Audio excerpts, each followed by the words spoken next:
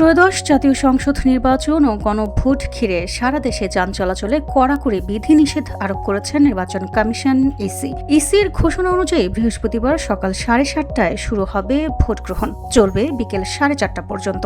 একই দিনে গণভোট থাকায় ভোটের সময় বাড়ানো হয়েছে 1 ঘণ্টা, অর্থাৎ ভোটারদের জন্য অতিরিক্ত সময়ের সুযোগ নির্ধারিত করা হয়েছে।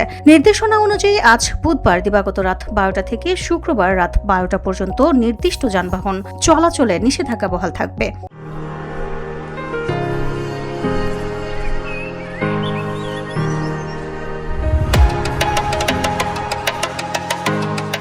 সড়ক পরিবহন আইন 2018 এর 32 ধারা অনুযায়ী ভোটের দিন অর্থাৎ 12 ফেব্রুয়ারি ট্যাক্সিক্যাব, পিকআপ, মাইক্রোবাস ও ট্রাক চলাচল সম্পূর্ণ বন্ধ থাকবে। এই নিষেধাজ্ঞা কার্যকর থাকবে আজ দিবাগত রাত 12টা থেকে বৃহস্পতিবার দিবাগত রাত 12টা পর্যন্ত। তবে স্বাভাবিকভাবে চলবে গণপরিবহন। ভোটারদের যাতায়াতে যাতে বিঘ্ন না ঘটে সে ব্যবস্থাই রাখা হয়েছে। Dhaka mass transit company limited জানিয়েছে, নির্বাচন ও গণভোটের দিন মেট্রো রেল চলাচল স্বাভাবিক থাকবে, বরং ভোটারদের সুবিধার্থে ট্রেনের সংখ্যা বাড়ানো হবে। রেলওয়ে সূত্র নিশ্চিত করেছে, ট্রেন চলবে নির্ধারিত শিডিউল অনুযায়ী।